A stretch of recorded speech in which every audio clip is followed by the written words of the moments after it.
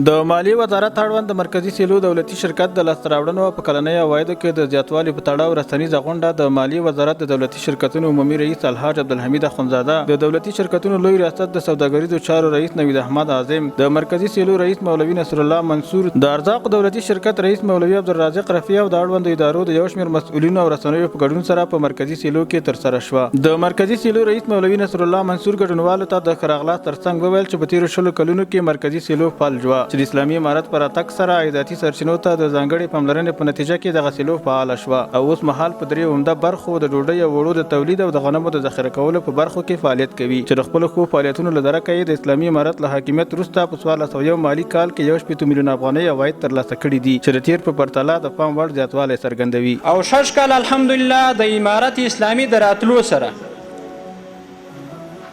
د میزان تر ختمېدو پورې 1.8 میلیونه عواید موږ لاسته راوړي او د کال تر ختمېدو پورې موږ 200 لکه روپۍ 200 میلیونه روپۍ موږ لله الحمد لاسته راوړو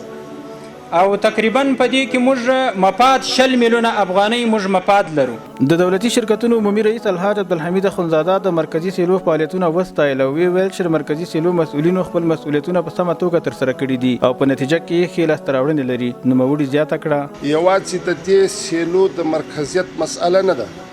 بلکې په ټول افغانستان کې چې هر څوک مسؤل دی که لوړ مسؤلیت دی که کښته مسؤلیت دی هر مسؤل په هغه خپل مسؤلیت کې ذمهوار دی. هغه مسؤلیت د پر ذمه باندې یو امانت دی چې هغه امانت به دی ادا کوي. ښاغلي اخندزاده همداراز له ټولو دولتي شرکتونو څخه غوښتنه وکړه ترڅو خپل مسؤلیتونه په سمه توګه ترسره کړي او په اړوندو برخو کې ولس ته ګټور خدمتونه وړاندې کړي.